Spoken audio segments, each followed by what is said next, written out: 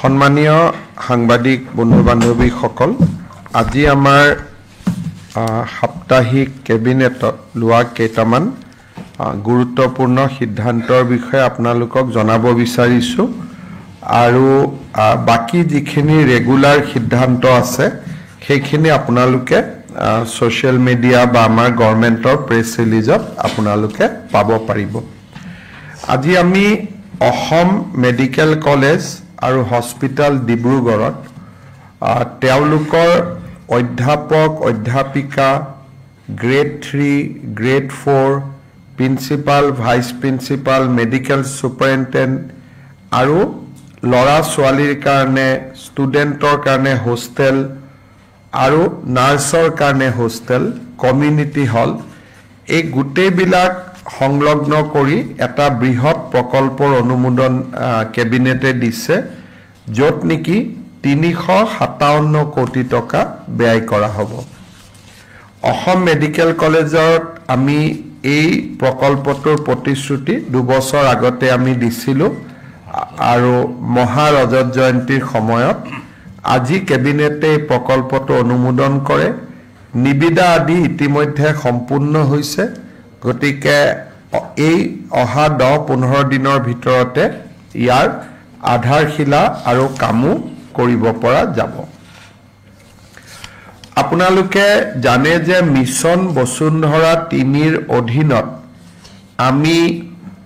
যিবিলাক চৰকাৰী ডিপাৰ্টমেণ্টৰ মাটি স্কুল কলেজৰ মাটি ক্লাব নামঘৰৰ মাটি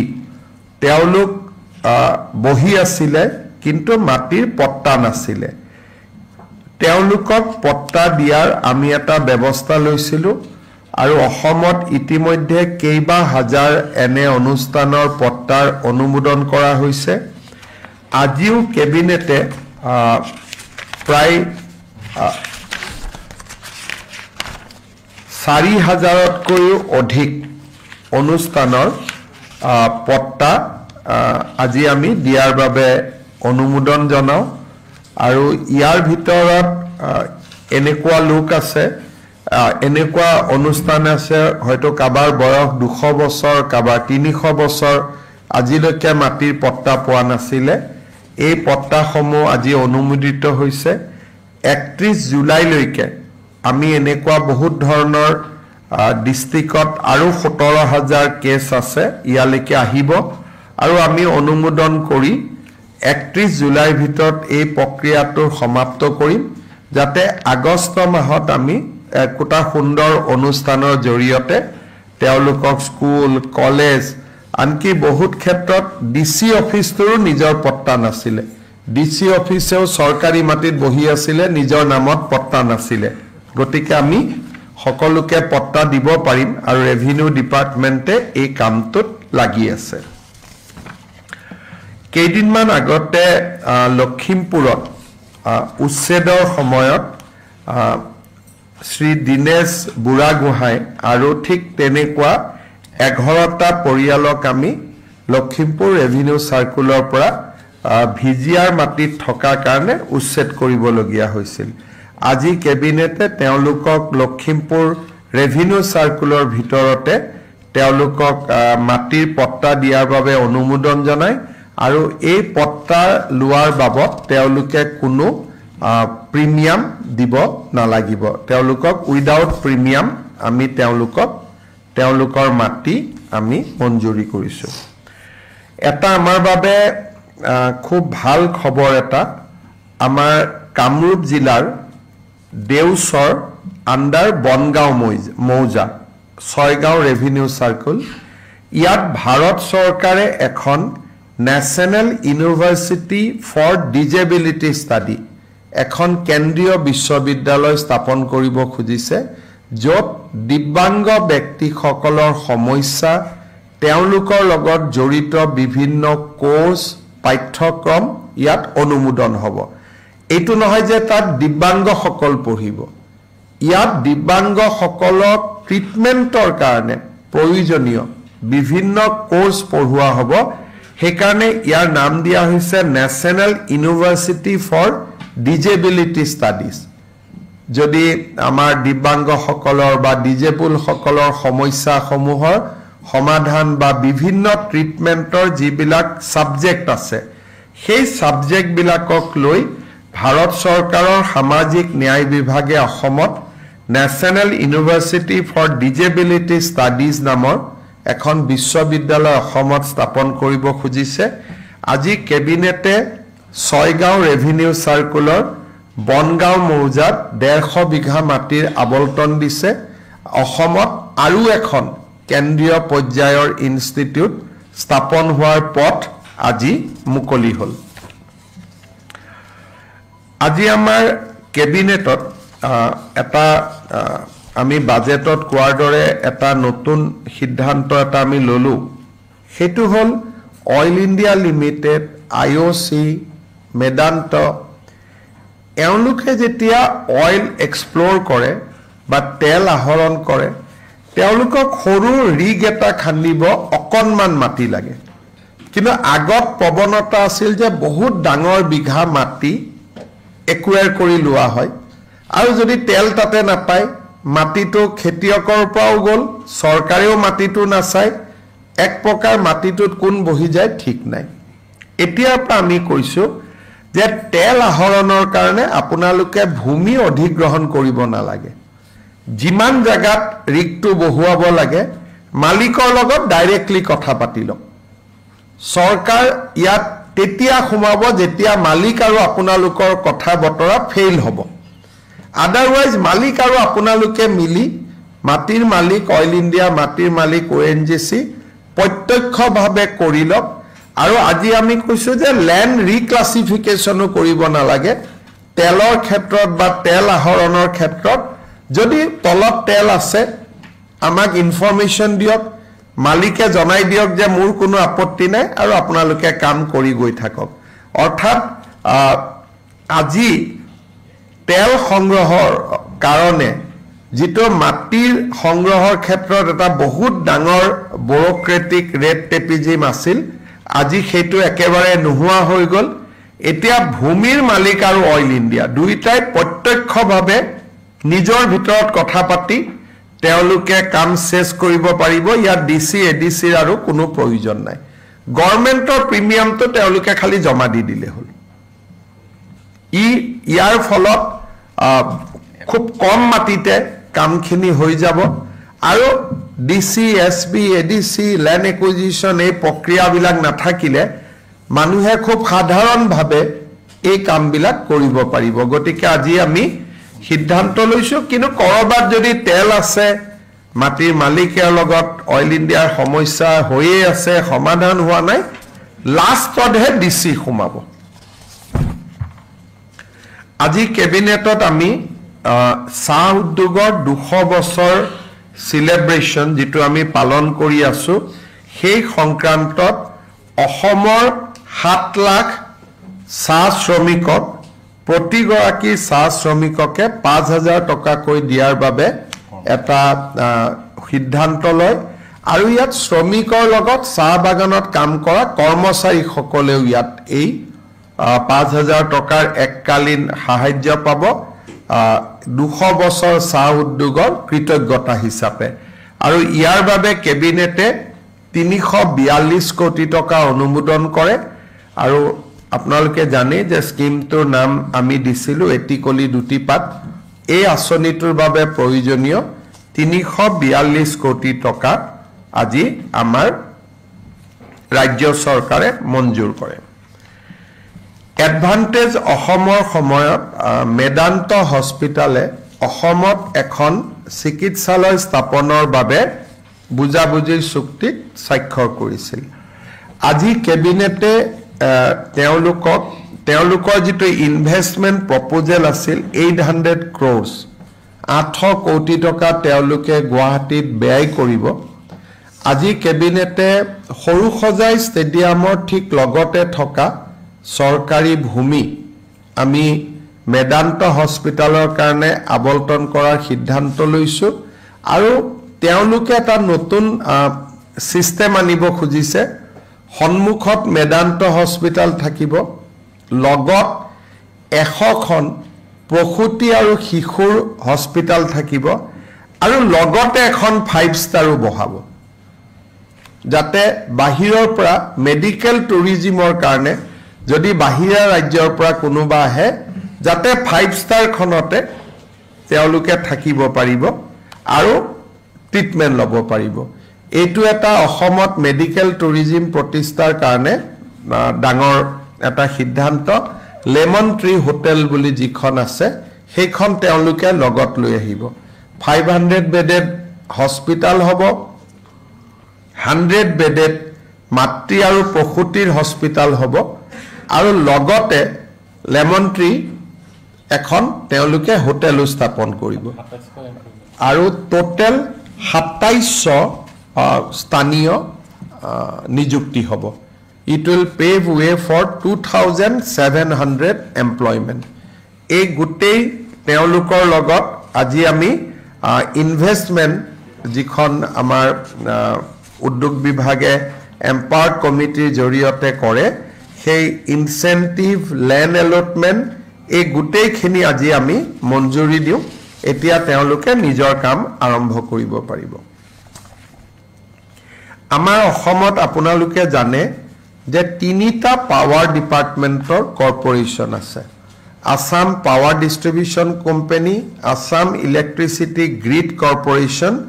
আৰু আসাম পাৱাৰ জেনাৰেশন কৰ্পোৰেচন লগতে চৰকাৰে বিভিন্ন জায়গাত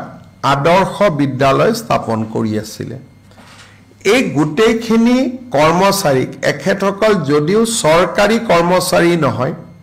কৰ্পোৰেচনৰ কৰ্মচাৰী লগত আদৰ্শ বিদ্যালয়ৰ শিক্ষকসকল 60 ইয়াৰ্ছলৈকে কন্ট্ৰাকচুৱেল কাম কৰে কিন্তু তেওঁলোককো আজি আমি ৰাজ্য চৰকাৰৰ মেডিকেল ট্ৰিটমেন্টৰ যেটো স্কিম লোকসেৱা আৰোগ্য যোজনা ইয়াত আমি ইনক্লুড কৰাৰ কাৰণে সিদ্ধান্ত লৈছো ইয়াৰ ফলত এই কৰ্মচাৰী সকলেও ৰাজ্য চৰকাৰৰ কৰ্মচাৰীৰ দৰে মেডিকেল ৰিইম্বাৰ্সমেন্ট পাবলৈ সক্ষম হ'ব তেওঁলোকৰ এটা বহুদিনীয়া দাবী আছিল এতিয়া তিনিটা পাৱাৰ কৰ্পোৰেচন আৰু আদৰ্শ বিদ্যালয় যেটো আমাৰ CBSE স্কুল চলাই হিদিনাখন মই মেডিকেল কলেজত লগ পাইছিল আপোনালোক আছিল তেওঁলোকৰ এটা দাবী আছিল আজি আমি সেই দাবীটো মঞ্জুৰ কৰিছো যে চৰকাৰী কৰ্মচাৰীৰ দৰে তেওঁলোকে এতিয়া লোকসেৱা আৰোগ্য যোজনাৰ সুবিধা ল'ব পাৰিব শেষত আজি কেবিনেটত আমি অসমত উদ্ভৱ হোৱা খৰাং সদৃশ পৰিবেশৰ বিষয়েও আলোচনা কৰো আৰু আমাৰ ইণ্ডিয়ান মেটালজিক্যাল যেটো ডেটা হয় বা গ্ৰাউণ্ড ৱাটাৰ কমিশনৰ যেটো ডাটা সেই ডাটা অনুসৰি যিকেখন জিলাত নৰ্মেলতকৈ কম বৰষুণ হৈছে সেই জিলা কেখনত আমি খৰাং সদৃশ পৰিবেশ সৃষ্টি হোৱা বুলি আমি জাননী দিব লাগিব আজি কেবিনেটে এই ক্ষেত্ৰত আমাক ইন প্ৰিন্সিপল অনুমোদন দিয়ে এতিয়া ৰেভিনিউ ডিপাৰ্টমেন্টে যি কেখন জিলাত খৰাং পৰিবেশ সৃষ্টি হৈছে সেই কেখন জিলাত ড্ৰট লাইক সিচুৱেচন ডিক্লেয়াৰ কৰিব পাৰিব আৰু তেতিয়া আমি ৰাইজক কিছু ক্ষতিগ্ৰস্ত কৃষকক সহায় কৰিব পাৰিম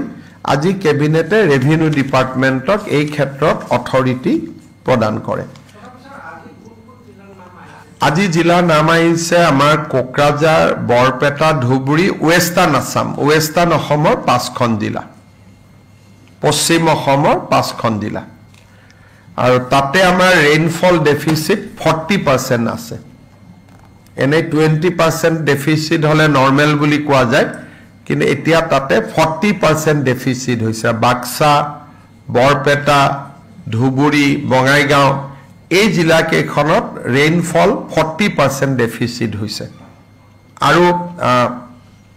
চৰাইদেউ যোৰহাট শিৱসাগৰত হোৱা নাই কিন্তু ডিব্ৰুগড় তিনচুকীয়াটো ৰেইনফল ডেফিসিট আছে এবাৰ ধানৰ খেতি অলপ এই কেখন জিলাত বেয়া হোৱাৰ সম্ভাৱনা আছে যদিহে বৰষুণ জুলাই আগষ্ট মাহত বৰষুণ নিদিয়ে কিবা যদি আপোনালোকৰ প্ৰশ্ন আছে কৰিব পাৰে এই ডিক্লেৰেচন পিছত স্যাৰ ফসল বীমা যোজনাৰ এটো পাব নেকি যদি বীমা কৰা আছে কিমান কৃষকে ফসল বীমা কৰিছিলে গভৰ্ণমেণ্টে ড্ৰপ ডিক্লেয়াৰ কৰি দিয়াৰ লগে লগে মানুহে বীমা ক্লেইম কৰিব পাৰিব কিন্তু ডিপেন্ড কৰিব তাৰ কিমান কৃষকে ফসল বীমা কৰিছিল এই গোটেইখিনি ৰেভিনিউ ডিপাৰ্টমেণ্টে ডিটেইলছ কৰি তেওঁলোকে নটিফিকেশ্যন জাৰি কৰিব যদি আপোনালোকৰ কিবা সুধিব আছে সুধিব পাৰে এটি কলি দুটি পাতত 5,000 টকাকৈ পাব 7 লাখ চাহ শ্ৰমিক আৰু চাহ কৰ্মচাৰী স্থায়ী অস্থায়ী দুইটাই পাব লখিমপুৰৰ উচিত পৰিয়ালকেইটা কিমানকৈ ভূমি দিয়া হ'ব তেওঁলোকক এক কথা 5 লেছাকৈ দিয়া হৈছে আৰু এটো উইদাউট প্ৰিমিয়ামত দিয়া হৈছে যি মাটি আছে তো তাতেই দিব আৰু অসমৰ মাটিটো তেনেকুৱা আৰু অসমত মাটি নিদিলে যেনেকুৱা মাটিত আছিল তেনেকুৱাই দিব আৰু মোৰ লগত তেওঁলোকে টেলিফোনেদি কথা পাতিছে তেওঁলোক খুব হেপি যি আছে দিয়া হৈছে যাক দিব লাগে যাক দিব নালাগে তাক দিয়া হোৱা নাই যাক দিব লাগে তাক দিয়া হৈছে সব দিয়া হৈছে 13 গৰাকী যদি সেই সবে পাব যদি সেই জিলাৰ বাসিন্দা হয় কিন্তু যদি সাউথ সালমাৰাৰ বাসিন্দা কৰিমগঞ্জৰ বাসিন্দা তেওঁলোকে নিজৰ জিলাত গৈ আবেদন কৰিব পাৰে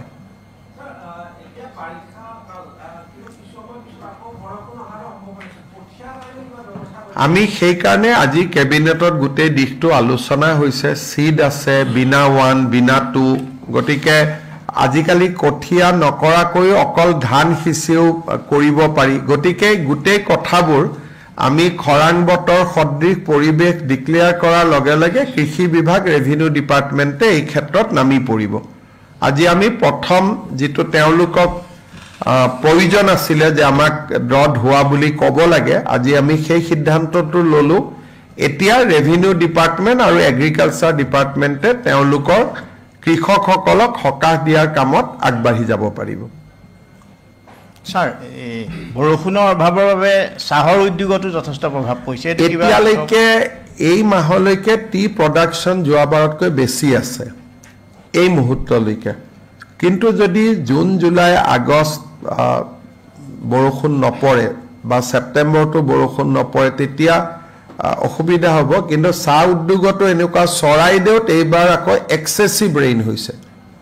গতিকে গুটে অসমত সেম পৰিবেশটো হোৱা নাই ডিব্ৰুগড় তিনসুকিয়াত ৰেইন কম হৈছে শিৱসাগৰ যোৰহাট চৰাইদেউ গোলাঘাটত ৰেইন বেছি হৈছে হেকাৰণে এইবাৰ অলপ পৰিবেশটো জিলা ভিত্তিক হ'ব ৰাজ্যিক ভিত্তিক নহয়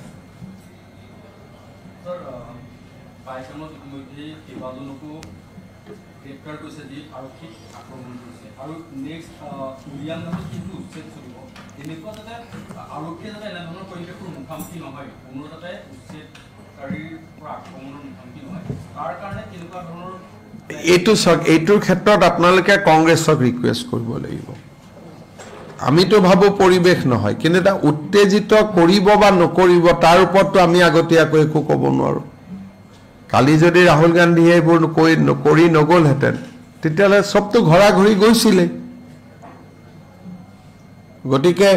এতিয়া মই মোৰ মানুহখিনিৰহে দায়িত্ব ল'ব পাৰিম কংগ্ৰেছে কৰিব নে নকৰিব উত্তেজিত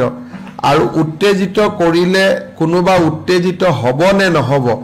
এই কথাটো মইতো কৈ থব নোৱাৰিম আপোনালোকক গতিকে পুলিচ সাজু হৈ থাকিব কোনোবাই যদি উত্তেজিত কৰে পুলিচে আইন সংক্ৰান্তত ব্যৱস্থা ল'ব কিন্তু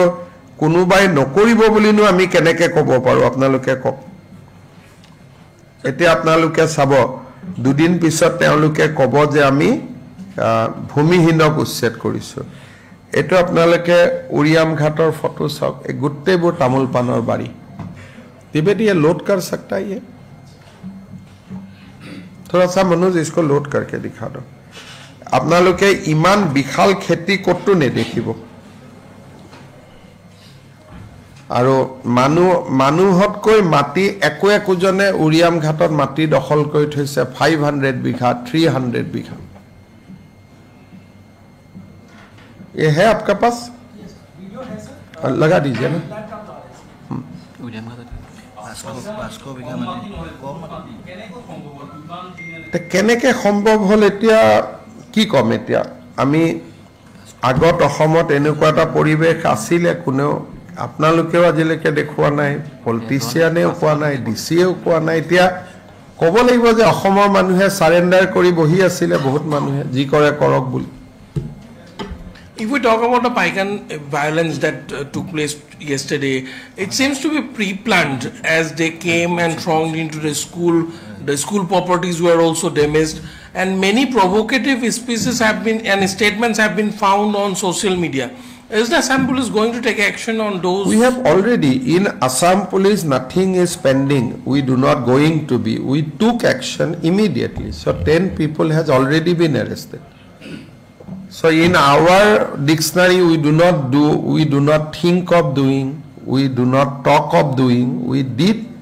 immediately 1 hour, 2 hours within the incident. So our action is already completed. We have arrested the people. Hoba dibedi paribo? So ami ji action lobo lage amar kaam shesh. আৰু পাইকানত এতিয়া কোনো নাই খালি হৈ গ'ল একদম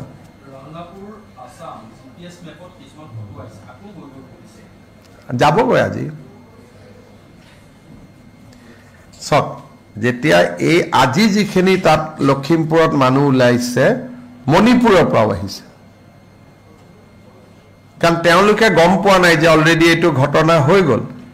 আজি লখিমপুৰতো কোৰ পৰা নতুন মানুহ আহিছে 6 ঘৰ আপোনালোকে আচৰিত হ'ব আৰু এইবিলাককে কোনোবা নেতাই গৈ কেতিয়াবা আকৌ হেৰি কৰে মই আপোনালোকক দেখুৱাই দিছো এওঁলোক নতুন এভিকচনৰ গম নাপায় নগাঁও আৰু মণিপুৰৰ পৰা আজি 12 ঘৰ মানুহ আহিছে লখিমপুৰত বহিবৰ কাৰণে যোৱাকালি ৰাতি তানে হয়তো আগতে মাতি থৈছিলে মাজৰ এভিকচনৰ কথাটো গম নাপালে তেওঁলোক আহি উপস্থিত হ'ল আজি এতিয়াকৈ ডিচিয়ে তেওঁলোকক পঠাই দিব তেওঁলোকে জাস্ট সোমাইছিল গতিকে বুজালে গুচি যাব তেওঁলোকক আৰু বহুত কিবা ভাঙিবলগীয়া টাঙিবলগীয়া কথা নাই কাৰণ একোটো বনুৱাই নাই জাস্ট আহি টেন্ট এটা কৰি সোমাইছিলে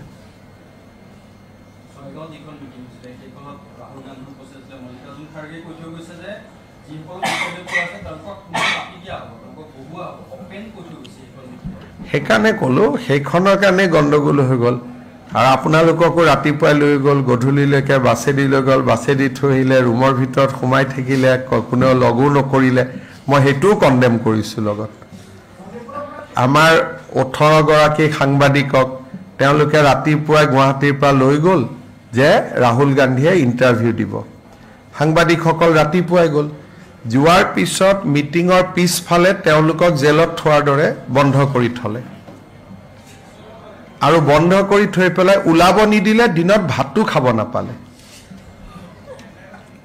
আৰু গধূলি 7টা বজাত তেওঁলোকক ঘূৰাই লৈ আহিলে আৰু যি কেইগৰাকীক তেওঁলোকে নিনিয়া কেইগৰাকীয়ে মিটিংটো কাভাৰ কৰিব পাৰিলে আৰু অন টাইম ঘূৰি আহিলে আৰু সাংবাদিকসকলৰ কাৰণে মই নাজানো তেওঁলোকৰ কি চিন্তাধাৰা বিজেপি এটো কৰিলে তো প্ৰেছ ক্লাবত মিটিং হৈ গ'লেতেন সেইকাৰণে প্ৰেছ ক্লাবক মই ৰিকুৱেষ্ট কৰিম কাৰণ আমাৰ অসমত তেওঁলোকে কংগ্ৰেছে 18 গৰাকীকৈ সাংবাদিকক পানী টানি পাইছে নাই মোৰ হেতু ডাউট আছিলে মই ভুল কৈছো নেকি গতিকে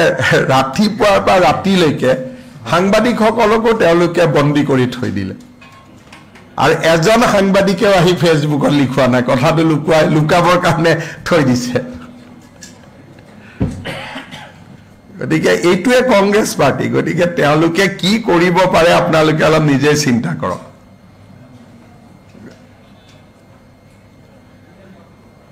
গতিকে 18 জনক লৈ গৈ ৰাতিপুৱাৰ পৰা গধূলি গোটেই কিন্তু মানিব লাগিব এজনে আহি ফেচবুকত লিখা নাই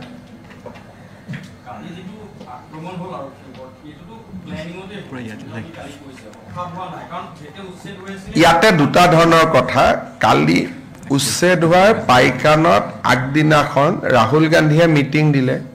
ৰাহুল গান্ধীৰ মিটিং শুনিবৰ কাৰণে গোৱালপাৰাৰ পৰা মানুহ আহিলে মিটিঙৰ পিছতে তেওঁলোক পাইকানলৈকে গ'ল আৰু মই যোৱাকালি কৈছোঁৱেই যে জিলা পৰিষদৰ সদস্য এগৰাকীও আছে কংগ্ৰেছৰ ৰাতি তেওঁলোকে পাইকানৰ মানুহক উত্তেজিত কৰে আৰু ৰাতিপুৱা তেওঁ ফৰেষ্ট ডিপাৰ্টমেণ্টৰ মানুহখিনিৰ ওপৰত তেতিয়া তেওঁলোকে জঁপিয়াই পৰে গতিকে এইটো প্ৰি প্লেন মানে আগদিনাখনৰ প্লেন সেইকাৰণে অসম পুলিচে চাই আছে যে ৰাহুল গান্ধী আৰু খাৰ্গেৰ প্ৰভোকেটিভ ভাষণৰ ইয়াত ইম্পেক্ট আছিল নেকি থাকিলে আমি তেওঁলোককো মাতিব লাগিব পিছত কাৰণ আফটাৰ অল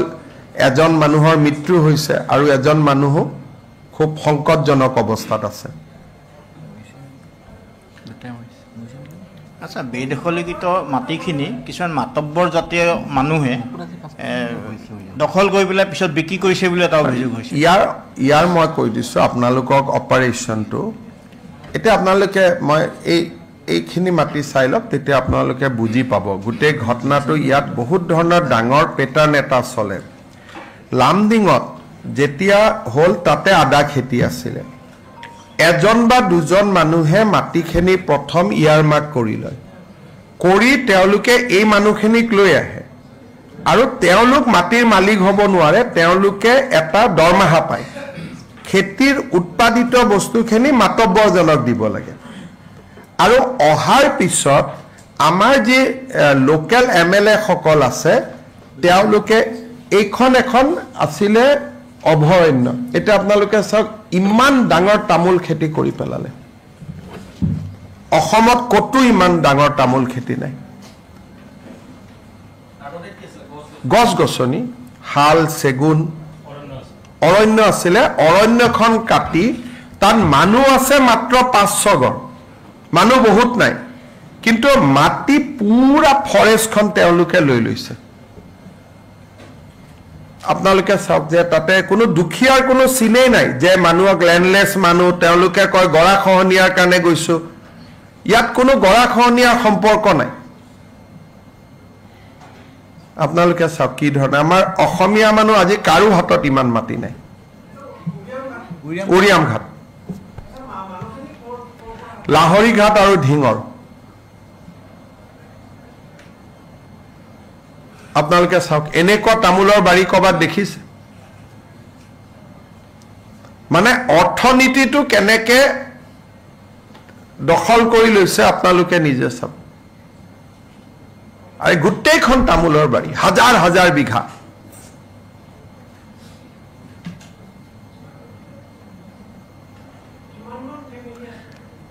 ফেমিলি খুব কম এইকেইটাই ঘৰ যিকেইটা ঘৰকেইটাৰ মাজত দেখি থাকিব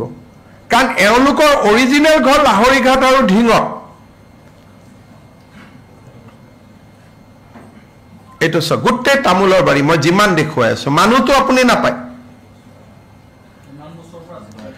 এইটো 8 বছৰৰ পৰা কৰি আছে তেওঁলোকে যিখিনি মানুহ আছে তেওঁলোকে কৰা নাই তেওঁলোকে কৰা বেলেগ ইনভেষ্ট আপুনি ইনভেষ্ট কোনোবাই এতিয়া চাওক এইটো ইয়াতে যিবিলাক মানুহে লৈ আহে তেওঁলোকৰ চলে এটা মাতব্বৰ চিষ্টেম এজন মালিক থাকে আৰু মালিকৰ আণ্ডাৰত মানুহ কেইজন থাকে কিন্তু যেতিয়া লাহে লাহে তেওঁলোক ভোটাৰ হৈ যায় MLA এটা পলিটিক্যাল পাৱাৰ হৈ যায় তেতিয়া লাহে লাহে মাতব্বৰীটোও আৰু নতুন মাতব্বৰো সৃষ্টি হয় তাৰ ভিতৰতে তেওঁলোকে গৈ আৰু নতুন মাটি দখল কৰিলে এইখিনি হল এনক্ৰোচমেন্ট মানুহ ইমান এইখিনি মানুহে আৰু এবাৰ তামোলৰ খেতিটো পুৰা দেখকচোন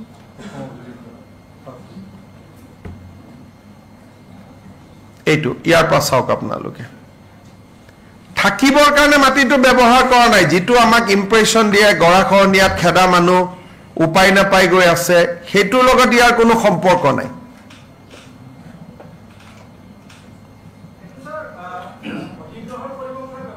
অধিগ্ৰহণ কেনেকে কৰিব এতিয়া মাটিৰ মালিকৰ পৰাহে অধিগ্ৰহণ কৰে আৰু এইটো ফৰেষ্টৰ মাটি আমিতো চৰকাৰে কেতিয়াও অধিগ্ৰহণ কৰিব নোৱাৰো ফৰেষ্টে নিজৰ মাটি কাৰ পৰা অধিগ্ৰহণ কৰিব তামোলখিনি ৰাখিলেতো বাকী মানুহ আহিয়ে থাকিব ফৰেষ্টত তামোল থাকিব নোৱাৰে ন ফৰেষ্টত শাল চেগুন ফৰেষ্টত তেতিয়াতো এইটোতো আপুনি আৰু তাতে তামোল ৰাখিলে তাৰ মালিক কোন হ'ব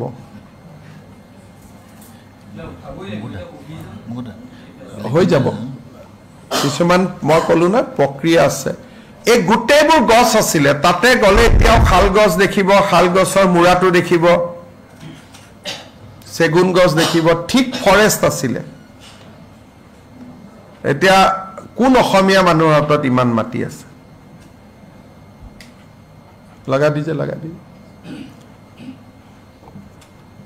চক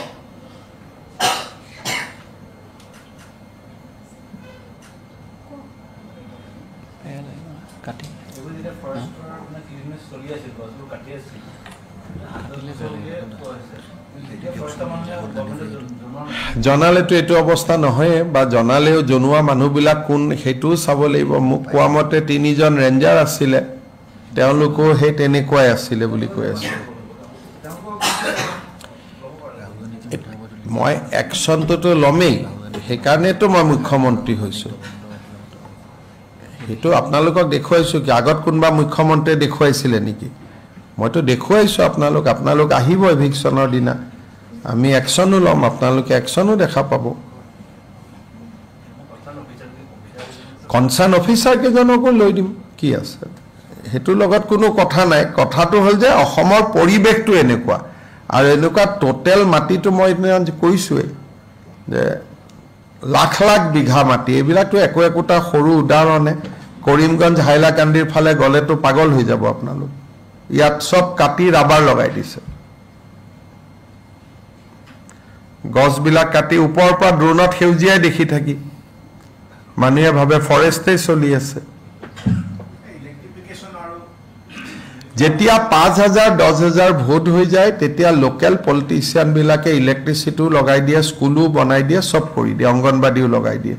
যেতিয়ালৈকে 200-100 থাকে তেতিয়ালৈকে একো নাপায় যেতিয়া 5,000 বা 10,000 ভোট হৈ যায় আজি জালুকবাৰীতে যদি 10,000 ভোট হৈ যায় মইনো কি কৰিম মই এটোৱে মনত ভাবি থাকো যে মোৰ জায়গাত এভিকশ্যন হ'ব নালাগে বেলেগত ধৰ হওক গতিকে যিহেতু তেওঁলোকে ভোটাধিকাৰটো পাই যায়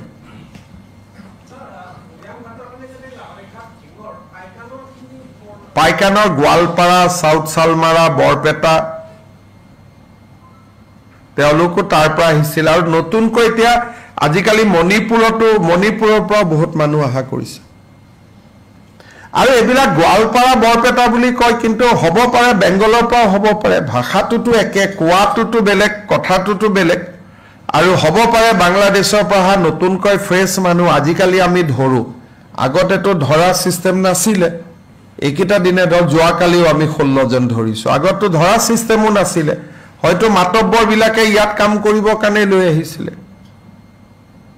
সেইকাৰণে বহুত মানুহে মাটি পিছত ক্লেইম নকৰে তো মানুহবোৰ নোহোৱা হৈ যায়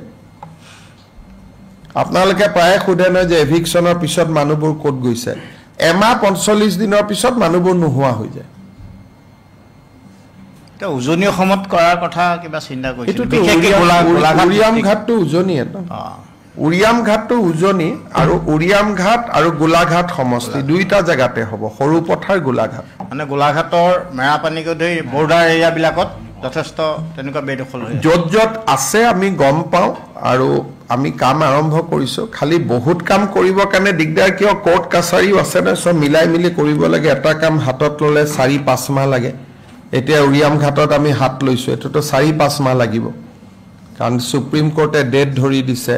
ইমান দিনৰ নোটিস দিব লাগিব কোনোবাই কোৰ্ট কেছ কৰিলে তো কোৰ্টত ঠিক কৰিব লাগিব কালিয়ে গৈ কাটি দিব নোৱাৰে তাত গুটে প্ৰক্ৰিয়া এটা আছে কিন্তু ইমান ডাঙৰ তামোল মানে কটো খেতি নাই অসমত আৰু গুটে আমাৰ গছগছনি কাটি কৰা আৰু ইয়াত ল্যান্ডলেস বুলি শব্দটো নাই ইয়াত সব জমিনদাৰী আৰু মাতব্বৰী যেটো মানুহে কয়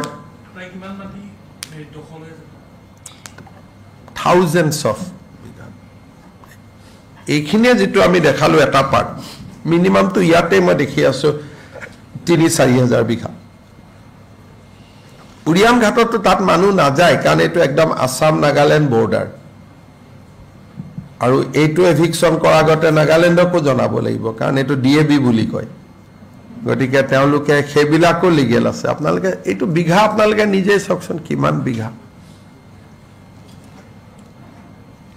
বিঘাৰ কোনো মা বাপ নাই কোনো অসমীয়া মানুহৰ হাতত ইমান মাটি নাই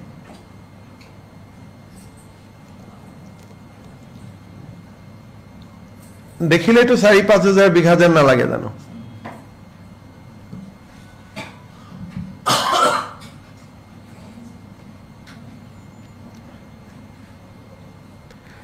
ইয়াতে তেওঁলোকে সুপাৰি বনাই মাইনমাৰৰ সুপাৰিটো ইমানলৈকে আহি ইয়াতে আমাৰ অসমীয়া সুপাৰি লগত মিক্স কৰি দিয়ে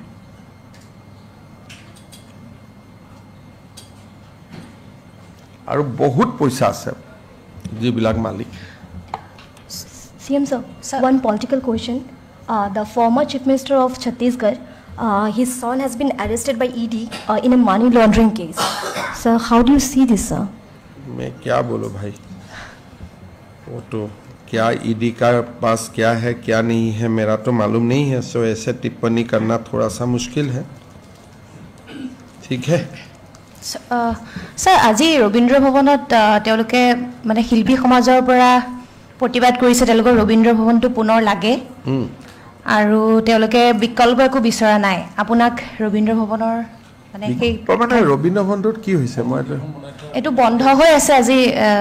এস্টিমেট ডব্লিউ বনাইছে তেওঁলোকৰ লগত ডিসকাস কৰিছে শিল্পীসকলৰ এখন কমিটি আছে তেওঁলোকে আমাৰ অবজাৰভেশন দিছে বিমল বৰাই ক'ব পাৰিব ৰবীন্দ্ৰ ভৱনটো ৰিনোভেশনৰ কাম চলি আছে আৰু কি কৰিব লাগে শিল্পীসকলে আমাক জনাইছে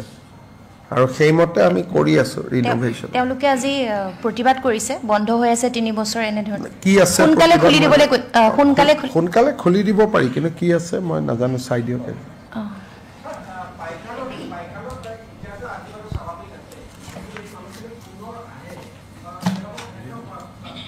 আৰু নাহে আৰু এটা ষ্টেজৰ পিছত নাহে আৰু এটো আহাটো বন্ধ হৈ গ'ল কালিলৈকে আছিলে পইণ্ট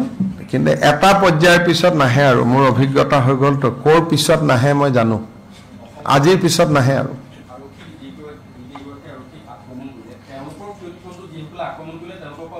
আমি হৈ যাব আমি তেওঁলোক গলে হ'ল আৰু আজি এতিয়া মুঠতে আৰু কোনো নাহে আৰু হেটো চেপ্টাৰ শেষ এতিয়া কান্দিলেও নাহে গৈ আৰু কোনো আৰু কান্দা কেজনো এতিয়া না যায় আৰু বেলেগ জায়গা নতুন হ'ব পাৰে কিন্তু পাইকান গৰুখুটি বুঢ়া পাহাৰ এইবোৰ সিল হৈ গ'ল এটা দিন থাকে তাৰ পিছত এটো নাহে আৰু কাৰণ আজিৰ পৰাটো কোনবাই খুমালে ফৰেষ্টত উইদাউট পাৰমিশন খুমাব নোৱাৰে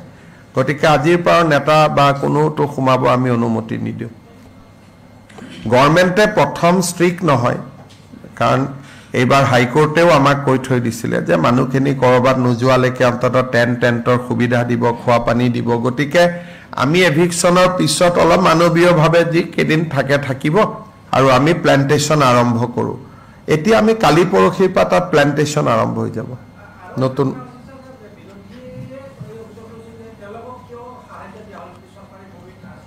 কাক সাহায্য দিয়া হৈছে তেওঁলোকক যাক 50,000 টকা দিয়া হৈছে তো হাইকোৰ্টৰ নিৰ্দেশ আছে আমাৰ সংসদত যিখন কংগ্ৰেছে এক পাস কৰিছিলে তাত লিখা আছে যে কিছুমান মানুহ যোনে 20-25 বছৰ ধৰি এটা জায়গাত আছে তেওঁলোকক যদি চৰকাৰে উচ্ছেদ কৰে তেতিয়ালে তেওঁলোকক সাময়িকভাৱে চলিবৰ কাৰণে টকা এটা দিব লাগিব হেকাৰণে আমি যিখিনি বহুত আৰু ফৰেষ্টৰ পৰা হলে নালাগে অকল খাস মাটি হলে লাগে যিহেতু সাপৰত এটা প্ৰজেক্টৰ কাৰণে মাটিটো লোৱা হৈছে হেতু কাৰণে এইখিনি পাব কিন্তু যদি প্ৰজেক্ট নহয় খালি উচ্ছেদ কৰিব লাগে তাত ফৰেষ্ট হ'ব বা ভিজিআৰ পিজিআৰ হিচাপে ৰাখিব তেতিয়া একো দিব নালাগে গতিকে যি ধৰণে আইন প্ৰণয়ন কৰা হৈছে চৰকাৰেটো আইন মানিব লাগিব নহয় গতিকে এটো আইনত লিখা কথাখিনিয়ে চৰকাৰে মানে আৰু আমিতো এটো বিচাৰো এতিয়া আপোনালোকে খুদিব পাৰে যে পাইকানতো আমি মানুহখিনি কিমান গৰম আছিল কোল্ড ড্ৰিংকো খুৱাইছো আমি ঠাণ্ডা পানীও খুৱাইছো যদি তাত কোনোবা মানুহ পাগৰি গৈছে তাক পুলে মেডিকেলো ট্ৰিটমেন্ট দিছে গতিকে মানৱীয় কামখিনি যিমান প্ৰয়োজন হেতুটো কৰাটো কোনো এটা বেয়া কথা নহয়, হেতুটো ভাল কথা। আৰু প্ৰত্যেকটো এভিকশ্যনৰ এটা স্বৰূপ আছে। এটা নুমলীগড়ত আমি এটকাও দিব নালাগে কি উৰিয়াম ঘাটত, কাৰণ তাত গভৰ্ণমেণ্টে কোনো প্ৰজেক্ট নকৰে। কিন্তু যদি কোনোবা প্ৰজেক্টৰ কাৰণে মাটি লয় তাকতো দিবই লাগিব যি ধৰণে সুবিধা, মানে যদি দখলদাৰীও হয় সি জিৰাত পাব। তেনেকুৱা যি আইনত লিখা আছে আমি আইনৰ মতে কাম কৰিব লাগিব না। ফৰেষ্টত নালাগে, ভিজিআৰত নালাগে, প্ৰিজিআৰত নালাগে। এনে যেনেকৈ আমি গুৱাহাটীত শিলখাকুত উচ্ছেদ কৰিছিলোঁ তেওঁলোককোতো আমি দিছোঁ, যদিও মাটিটো তেওঁলোক তাতে বহিহে আছিলে। গতিকে আমি যিটো আইনত যি লিখা আছে, আৰু এখন সংসদৰ আইন, কংগ্ৰেছৰ দিনতে পাছ হোৱা আইন, গতিকে আমি আইনৰ মতেইতো যাব লাগিব। মুখ্যমন্ত্ৰীয়েতো আইন ভাঙিব নোৱাৰে।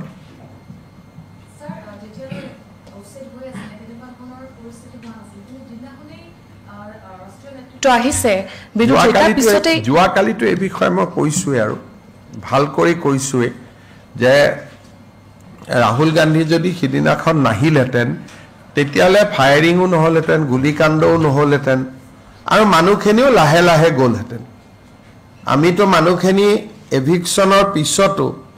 40-50 ঘৰ মানুহ তাতে আছিলে, আমি বাধাও দিয়া নাছিলোঁ, থাকক কেইটামান পিছত নিজে নিজে উঠি যাব বা আমিয়ে কৈ উঠাই দিম। উত্তেজিতটো কৰাৰ কাৰণে উত্তেজিত হ'ল না মানুহখিনি। প্ৰত্যেকটো ঘটনাত যেতিয়াই উত্তেজনা কৰিব কোনোবাই যায় বা উত্তেজিত বক্তব্য দিয়ে তেতিয়াই এই মানুহসকলে হাতত লাঠি জোং লৈ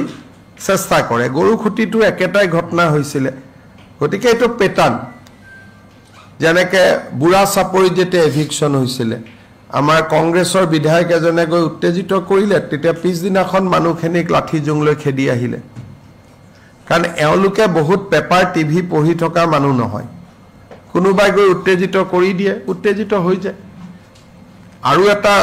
আৰু এটা তেওঁলোকৰ চাইকলজি আছে। তেওঁলোক য'ত থাকে জেগাখিনিত কংগ্ৰেছৰ পৰিৱেশ আছে নহয়, কাৰণ তেওঁলোকে এইকাৰণে ভাবে অহাবাৰ চৰকাৰখন কংগ্ৰেছৰে হ'ব বুলি। কাৰণ সেই জেগাবিলাকত এতিয়া চাপৰত যদি আপুনি থিয় হয় কংগ্ৰেছেই লাগে, গোৱালপাৰাত থিয় হ'লে কংগ্ৰেছেই লাগে যিখিনি জেগাত এভিকশ্যন হৈছে, বা ঢিং লাহৰীঘাটত থিয় হ'লে কংগ্ৰেছেই লাগে। গতিকে সেই জেগাখিনিৰ মানুহে অসমৰ বাকী ৰাজনৈতিক পৰিৱেশটো তেওঁলোকে বিশ্লেষণ কৰিব নোৱাৰে। তেওঁলোকে ভাবে ৰাহুল গান্ধীয়ে কৈ গ'ল যদি হৈ গ'ল। কাৰণ তাত থিয় হ'লে যোৰহাট, ডিব্ৰুগড়, শিৱসাগৰ তাত কি চলি আছে গম নাপায়, কাৰণ তাত এশই কংগ্ৰেছ। এটা আমাৰ ইয়াত 50জন কংগ্ৰেছ, 50জন বিজেপি, ইয়াত পলিটিকেল ডিবেট হয়। তাততো পলিটিকেল ডিবেট নাই, 100জনেই কংগ্ৰেছী। গতিকে এজনে সুধিয়ে এই আগলে বাৰ কে আসবে, কি ক'বা কংগ্রেস আসবে, তুই বলো তো কংগ্রেস আসবে, তুই বলো কংগ্রেস। তাতো রাহুলজি বলে গেছে তো কি চিন্তা। গতিকে তাৰ পৰিৱেশটো আমি কল্পনা কৰাৰ দৰে নহয়, এইটো এখন কমপ্লিট বেলেগ এখন পৃথিৱী। আপুনি ঢিং লাহৰীঘাটত যেতিয়া থিয় হ'ব, দলগাঁৱত থিয় হ'ব, ধুবুৰীত থিয় হ'ব, 100জনেই ক'ব অহাবাৰ কংগ্ৰেছ আহিব বুলি। গতিকে আমিতো আৰু হৈয়ে গ'ল আমাৰ এইবিলাক মন্ত্ৰী, MLA বিলাকেও কৈ দিয়ে অহাবাৰ আমি মন্ত্ৰী হ'ম। গতিকে তাৰ দুনিয়াখন কমপ্লিটলি বেলেগ দুনিয়া এখন, আমাৰ লগত নিমিলে এখন দুনিয়া। স্যার রাহুলজিয়ে কৈ গৈছে 26ত সরকার হলে স্যার আপনার উপর অ্যাকশন লব কিবা? এটা অ্যাকশন দেখুন ৰবাক ভদ্ৰাৰ ওপৰত যোৱাকালি হলেই। মুখটো 26ৰ আগত যে ৰাহুল নিজে জেলত নাযাব কি গ্যাৰেণ্টি আছে? হ'ব, থেংক ইউ।